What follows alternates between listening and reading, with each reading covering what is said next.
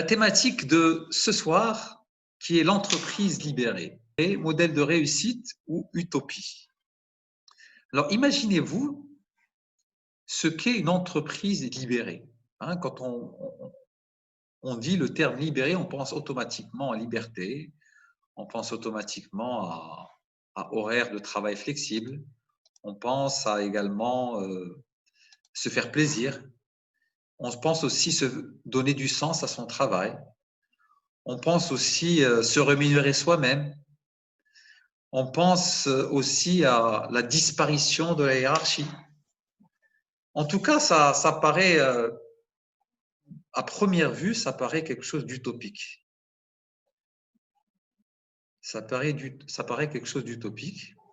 On imagine que le monde, que l'entreprise, c'est une entreprise où tout se passe bien, donc c'est une entreprise idéaliste et parfois on a du mal à se projeter dans ce modèle d'entreprise idéaliste parce que nous sommes dans des modèles d'entreprise, en tout cas, où il y a énormément de compétition au sein de l'entreprise, où parfois ce sont des hiérarchies verticales.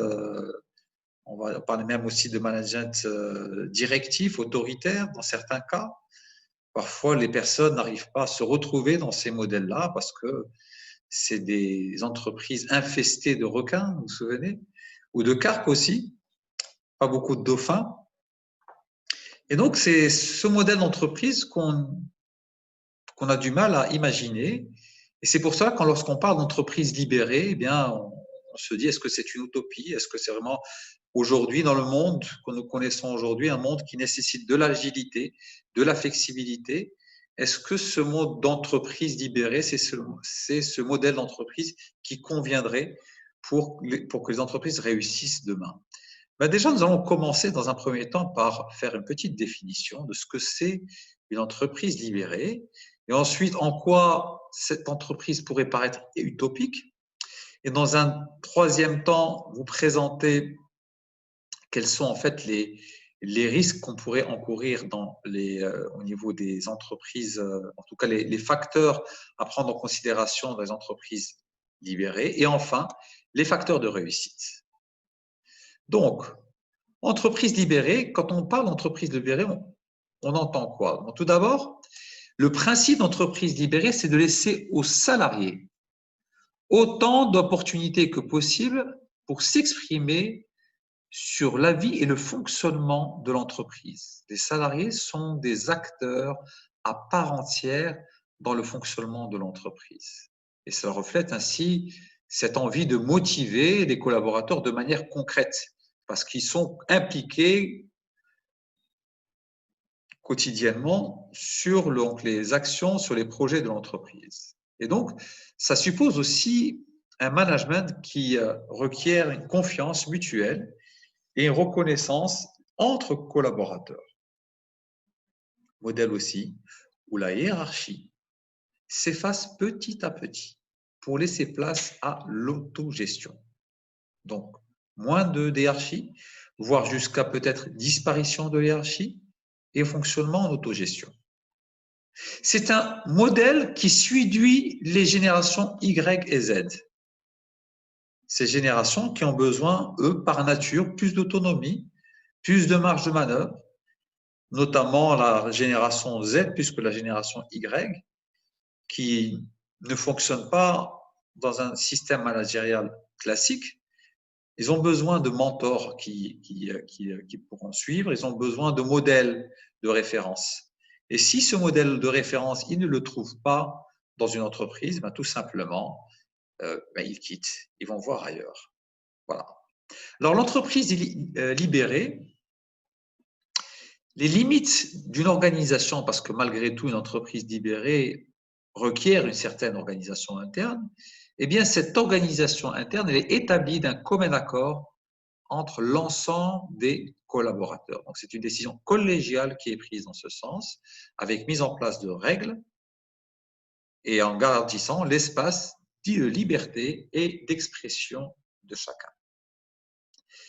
Je rapidement vous donner deux exemples d'entreprises qui ont adopté adopté ce modèle d'entreprise libérée? Ben déjà, l'entreprise américaine Gore-Tex, qui est spécialisée dans tout ce qui est confection à base de produits, je crois, à base de caoutchouc, que ce soit chaussures, combinaisons aussi. C'est une entreprise qui a adopté ce modèle-là depuis plus de 40 ans et qui fonctionne, étant donné qu'elle est leader dans son domaine. Il y a également l'entreprise française, HCL, juste avec quelques chiffres, il y en a beaucoup plus que ça, mais je voulais citer ces deux types d'entreprises. Cette entreprise-là, lorsqu'elle a adopté le modèle d'entreprise libérée, elle a pu multiplier par 4 son chiffre d'affaires. Elle a pu décrocher 70% des contrats qu'elle avait sollicités et un niveau de satisfaction de 70% de ses collaborateurs. C'est bien beau tout ça. Eh bien, dans notre entreprise libérée, également, il y a des modèles de réussite similaires. Toutefois, est-ce qu'une entreprise libérée peut être considérée comme une utopie? Comme je vous ai dit, ça a l'air trop beau pour être vrai, n'est-ce pas? Donc, l'entreprise où on peut prendre des décisions de manière collégiale, où tout collaborateur, quel que soit son statut, eh bien, il a un droit de regard, il est également force de proposition par rapport à l'avenir de l'entreprise.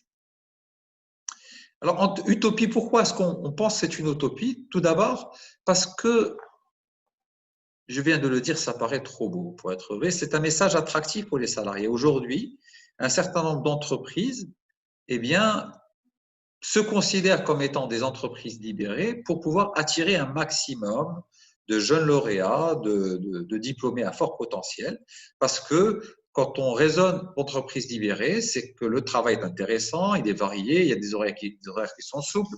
On peut en même temps concilier la vie privée et vie familiale, vie privée et vie professionnelle. On peut même trouver du sens et de l'envie de se lever chaque jour pour venir au travail. Vous imaginez quel luxe ça représente, ça? Pouvoir se réveiller le matin et avoir envie d'aller travailler le dimanche soir, au lieu d'avoir la boule au ventre, eh bien, dimanche soir, on a plutôt la boule, mais surtout impatient d'être le lundi pour aller travailler, pour rencontrer des gens sympas, pour pouvoir contribuer sur un projet.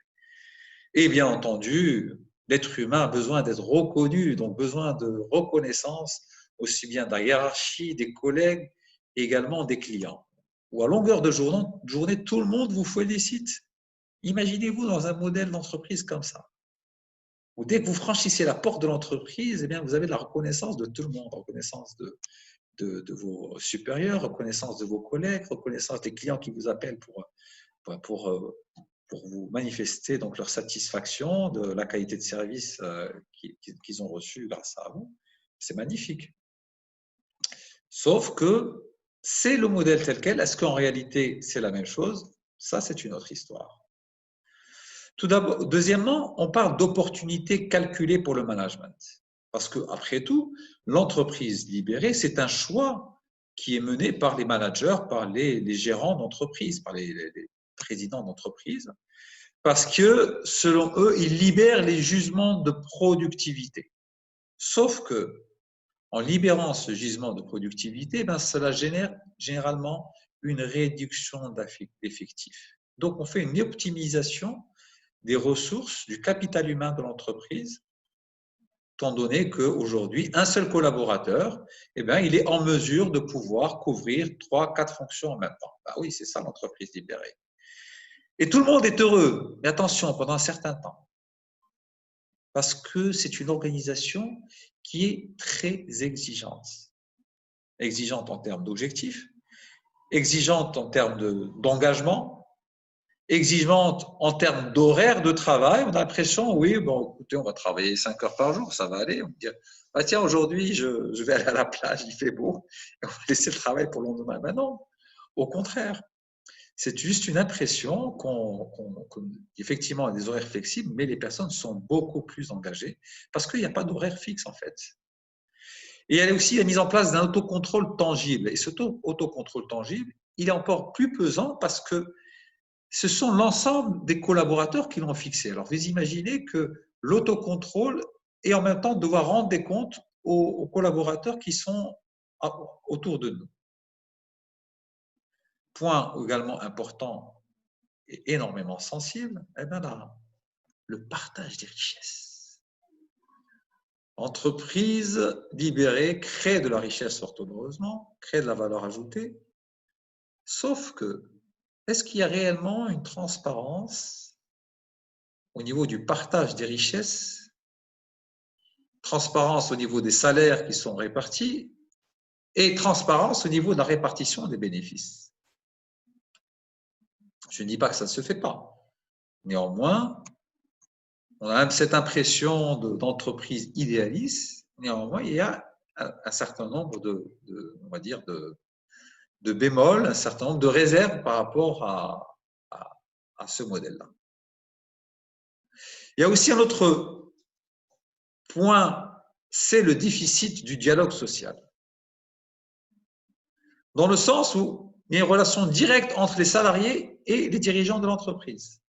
Il n'y a plus de corps intermédiaire, il n'y a plus de management intermédiaire. D'où ce risque de diminution des protections réglementaires. Il suffit que le collaborateur ne puisse pas défendre ses intérêts, eh bien, on va faire de lui ce qu'on veut.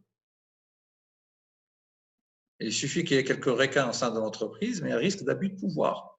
Parce que c'est une confrontation directe entre les salariés, les collaborateurs d'entreprise et les dirigeants.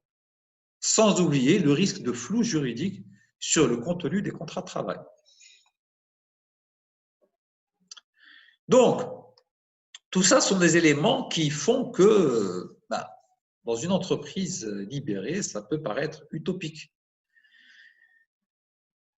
Eh bien, je vais partager avec vous quelles sont déjà les erreurs à éviter pour que cette entreprise libérée puisse être un modèle de réussite. Tout d'abord, il faut qu'il y ait un projet d'entreprise. Sans projet d'entreprise, on ne peut pas parler d'entreprise libérée. Parce que chaque entreprise a sa propre culture, a ses propres valeurs. Il y a également ses équipes qui constituent cette entreprise-là. Avoir un projet, ça suppose qu'on va impliquer le collectif et on va définir la vision d'ensemble des collaborateurs de l'entreprise. Sans projet, sans vision, pas d'engagement, pas de mobilisation. Et les objectifs ne doivent surtout ne pas être dictés par des consultants externes. Ou bien recopier ce qui se fait ailleurs, faire du copier-coller. Tiens, il y a cette entreprise libérée qui fonctionne bien, voilà, elle a des réalisations exceptionnelles, mais on va faire comme elle. Non. Chaque entreprise a sa propre spécificité en termes de culture, en termes d'engagement, en termes de valeurs. Les hommes également sont tous différents les uns par rapport aux autres, et de ce fait-là, eh bien, l'entreprise a la nécessité de dicter elle-même son projet d'entreprise en collaboration et en association, en associant l'ensemble de ses collaborateurs. Autre erreur à ne pas éviter, c'est de vouloir aller trop vite, vouloir basculer d'une entreprise classique à une entreprise libérée. Ça suppose un changement de mentalité, changement de paradigme, changement d'habitude. Et bien entendu, l'être humain a cette particularité d'assurer des freins au changement. Tout ce qui est changement, tout ce qui est différent, on bloque dessus. Il y en a certains qui arrivent à s'adapter rapidement et d'autres moins. Parce qu'ils ont des niveaux de maturité différents, ils ont des personnalités différentes. Et de ce fait-là, eh bien, ces personnes, on ne peut pas aller trop vite. Pourquoi?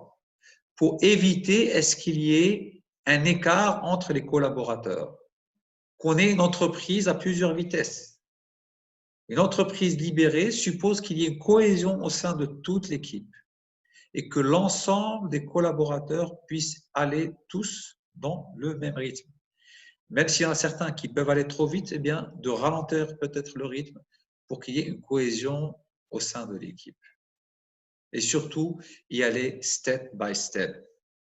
Éviter de mettre trop de choses en même temps et rapidement, au risque de créer cette rupture, de passer du mode d'entreprise classique vers le mode d'entreprise libérée. Autre erreur à éviter, c'est d'imposer la libération. Libération des esprits, libération en termes de prise d'initiative, eh bien, il faut se donner le temps d'observer les premiers signes de changement de comportement chez les collaborateurs. Parce que lancer un projet, c'est bien beau, obtenir l'adhésion de tous les collaborateurs, c'est quelque chose qui peut nécessiter du temps. Nécessiter de croire réellement au projet, à la réussite du projet avant d'accepter de changer. Et d'où l'importance de prendre conscience de ces paramètres-là avant de procéder à cette libération totale, à ce passage d'entreprise classique à l'entreprise libérée. Parfois, ça peut susciter des frustrations chez les managers parce qu'il y a quand même un investissement qui a été fait, c'est une vision. Néanmoins, il faut se donner le temps pour le faire. Quitte même à ce qu'il y ait un fonctionnement moyennement entreprise classique, le temps que les choses se mettent en place, le temps que les mentalités changent au sein de l'entreprise, que les attitudes changent pour décider de basculer complètement en modèle d'entreprise libérée. Autre élément, c'est vouloir trop de transparence. Effectivement, entreprise libérée suppose implication de l'ensemble des collaborateurs, décision collégiale, communication transparente. Or, comme on dit, trop d'informations tue l'information. Trop d'informations peut être parfois mal comprises auprès de certains collaborateurs. D'où l'importance de s'assurer de la connaissance et de la maturité de ces collaborateurs sur les informations qui sont communiquées. Il n'y a pas lieu de communiquer sur par exemple sur les informations financières de l'entreprise, alors que vous avez quelqu'un qui s'y connaît pas et après tout, il n'est même pas intéressé par ces informations financières. Et l'importance de vulgariser cette information pour qu'elle soit compréhensible de tous. Quel que soit le statut, quel que soit le niveau du collaborateur, eh bien, il faut qu'il soit en mesure de comprendre l'information qu'il reçoit. Ou peut-être procéder à des informations à différents niveaux. Des informations qui sont réservées au management parce qu'ils ont besoin de ces informations comme tableau de bord dans les décisions stratégiques de l'entreprise. Il y en a d'autres qui ont besoin juste de 2-3 indicateurs. Un seul exemple, publier un bilan simplifié, au lieu de dresser le bilan compte de résultats, simplifier, expliquer simplement, avec la possibilité donc que tout un chacun puisse interagir sur ce bilan-là. Autre erreur à ne pas commettre, ne pas laisser faire. Ne pas laisser faire, ça veut dire qu'il ne faut pas lâcher les brides complètement. C'est-à-dire zéro hiérarchie, chacun fonctionne au feeling et chacun fait comme il le sent. Il y a un contexte à mettre en place. Parce que, comme on l'a dit, il y a des process et des organisations à mettre en place. Et de répondre exactement par rapport aux besoins spécifiques de chacun. Nécessiter aussi à ce que chaque collaborateur puisse occuper la fonction dans laquelle il peut mettre en avant ses atouts. Et aussi vis-à-vis du management, d'apprendre au management de lâcher prise et de laisser faire. Ça fait rappeler M. Benani dans sa thématique du lâcher prise, même le management qui a pris l'habitude pendant 30 ans, 20 ans à tout diriger, et bien dans une entreprise libérée, il faut que ce management soit en mesure aussi de laisser faire. Et ce management aussi doit être accompagné pour qu'on lui apprenne à laisser faire, à lâcher prise de leurs collaborateurs pour qu'ils soient aussi autonomes dans leur manière d'être, dans leur façon également d'opérer l'entreprise. Autre erreur à ne pas commettre, c'est de sous-estimer l'importance des connaissances. La connaissance, le savoir sont nécessaires à l'autonomie et la pertinence des actions qui sont effectuées au sein de l'entreprise. L'entreprise doit s'entourer d'un maximum de connaissances et de compétences pour réussir. Il ne suffit pas de mettre des personnes de bonne volonté autour de la table et on va garantir la qualité de ce qui va être produit par le groupe. S'il n'y a pas des compétences au sein de ce groupe-là, eh bien, on aura du mal à produire quelque chose d'efficace. Et parfois, donc, il faut peut-être faire appel à des experts de l'extérieur qui sont spécialistes dans un domaine. Il faut peut-être chercher l'information ailleurs, dans des séminaires. Il faut participer à des séminaires de formation, rencontrer des entreprises, voir ce qui se passe pour pouvoir acquérir ces connaissances, acquérir ce savoir, développer ses compétences de façon permanente. Autre erreur à ne pas commettre, c'est méconnaître l'autonomie.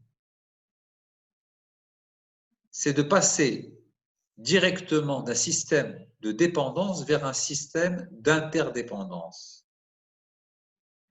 Et pour cela, il y a certaines étapes qui sont nécessaires. C'est progressif. Premièrement, on parle de contre-dépendance. La contre-dépendance, ça suppose que nous commençons à donner une certaine liberté au collaborateur, mais en supervisant son travail.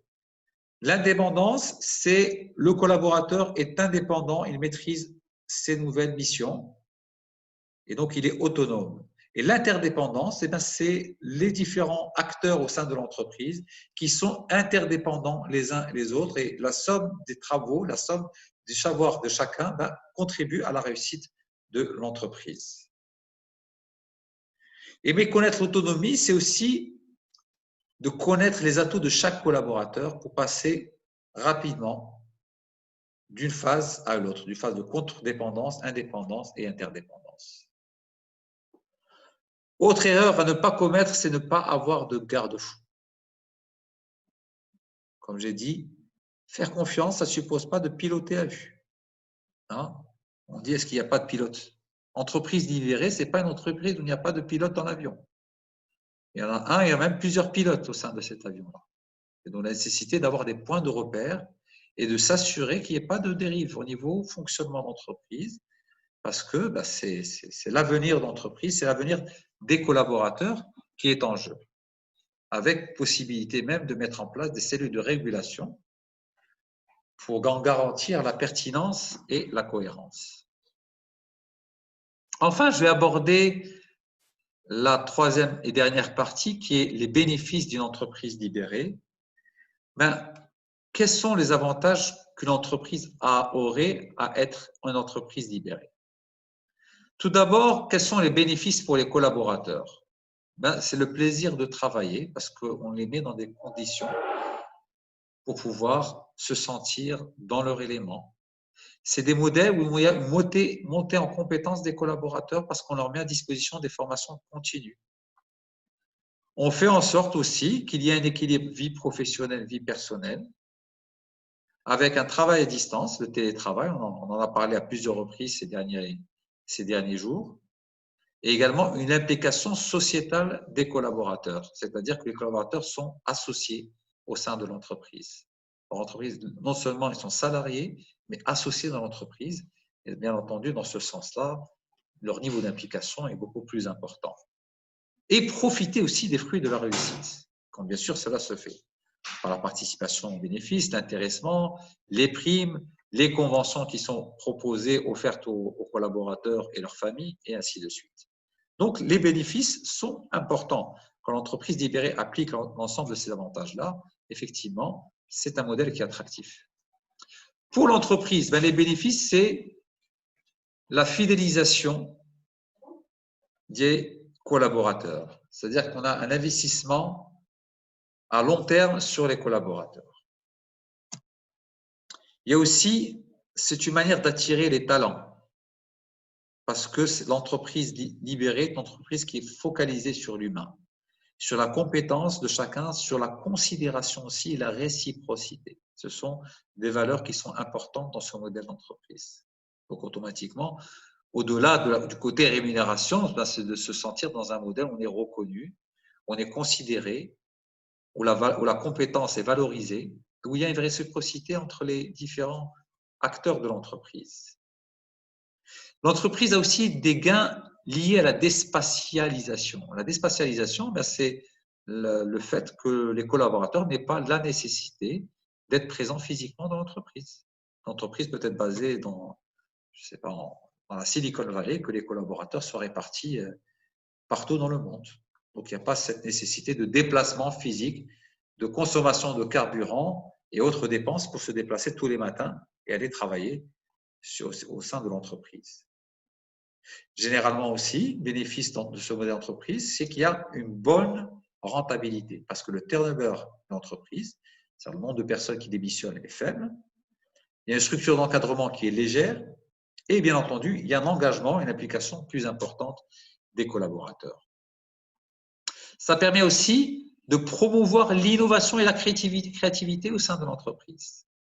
Du fait qu'il y ait on va dire, cette cohésion, cette homogénéité au sein des collaborateurs, et cet engagement fait que l'esprit innovatif est plus développé. C'est un modèle d'entreprise qui cultive aussi et qui encourage la différenciation.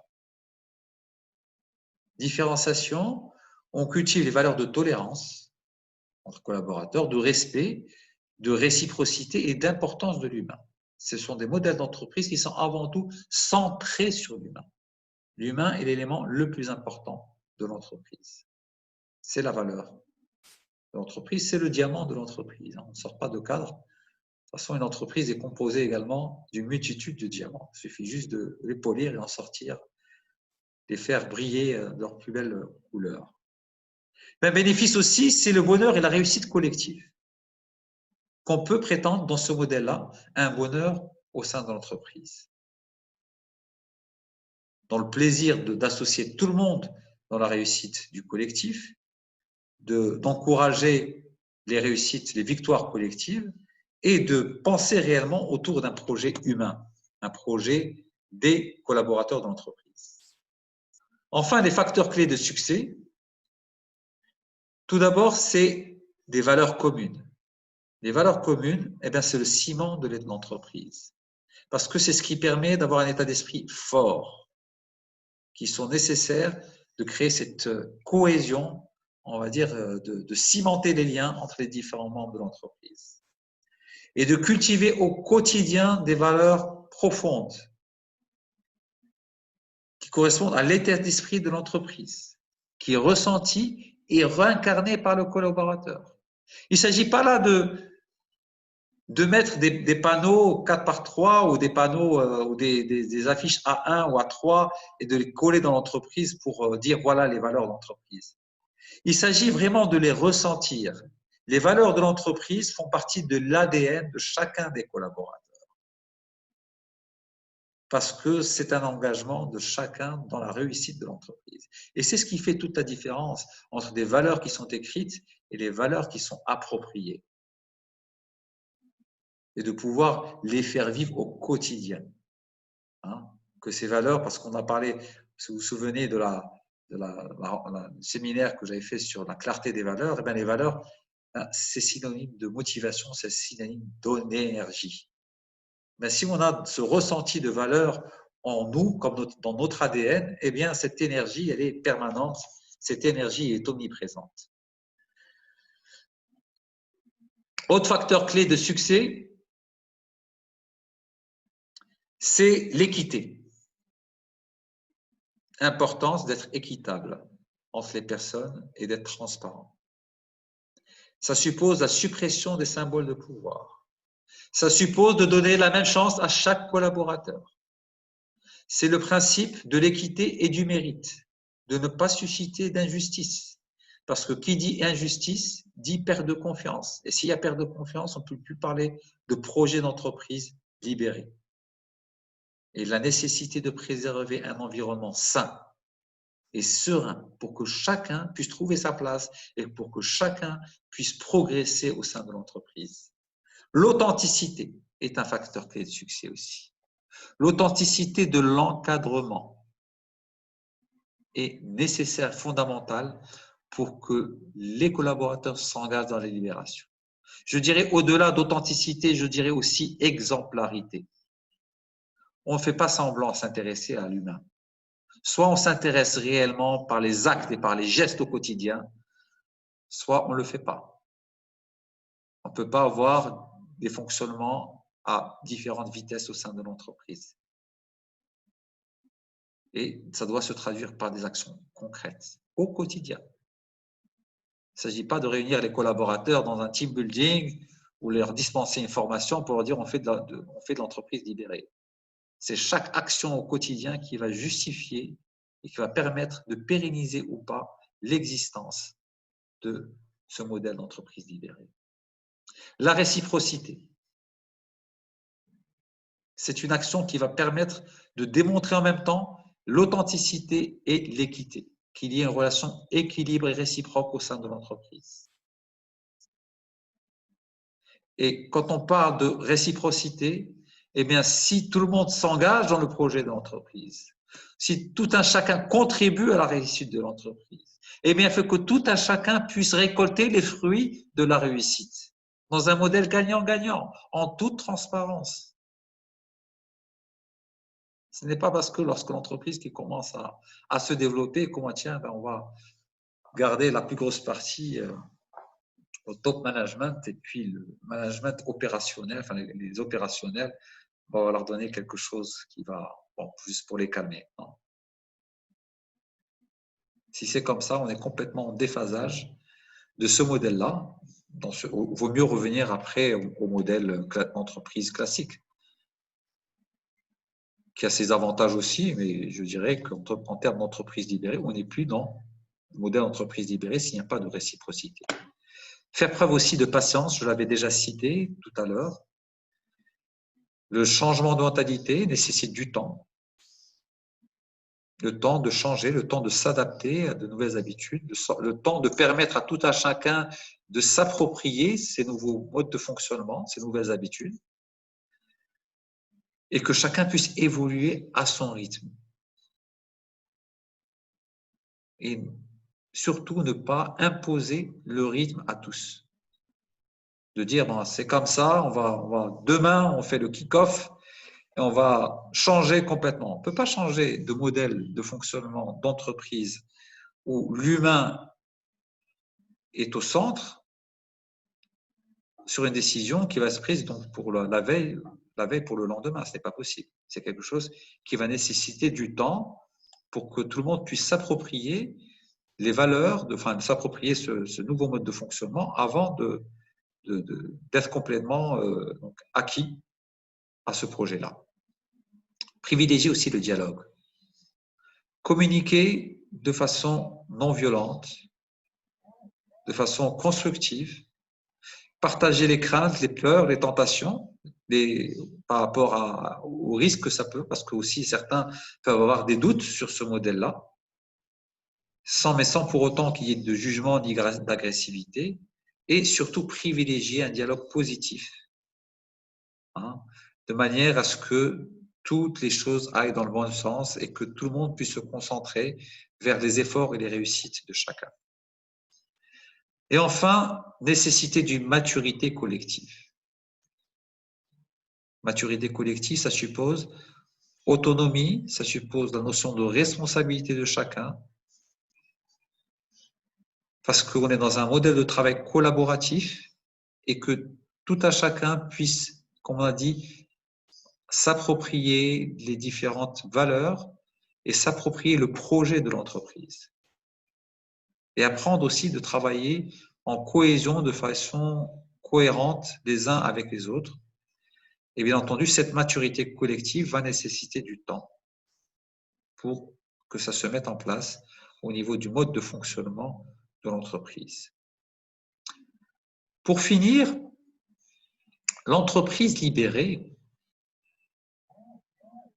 peut paraître utopique et en même temps, on voit qu'elle représente un certain nombre, elle a beaucoup d'atouts pour que ce modèle d'entreprise puisse réussir dans le monde VUCA, un monde volatile, incertain, imprévu et ambigu, parce que on voit bien que ce modèle d'entreprise, c'est un modèle d'entreprise où on est en mesure de rebondir rapidement, on est en mesure de faire preuve d'agilité, et surtout la nécessité à ce que chacun puisse adopter une attitude positive, et cela suppose de changer d'attitude, d'avoir une attitude, tout un chacun, positive pour la réussite du projet collectif qui va in fine déboucher vers la réussite individuelle. Et je termine par une citation qui avait déjà été citée hier par Emma, mais bien entendu, la loi d'attraction nous suit même après 24 heures et ça ne me surprend pas. En tout cas, je suis concerné. C'est votre attitude, bien plus que votre aptitude, qui détermine votre altitude. Donc, c'est l'attitude qui va déterminer le niveau et l'altitude qu'on veut viser, qu'on soit dans une entreprise classique ou qu'on soit dans une entreprise libérée. Le plus important, c'est de faire en sorte que l'attitude puisse déterminer notre altitude.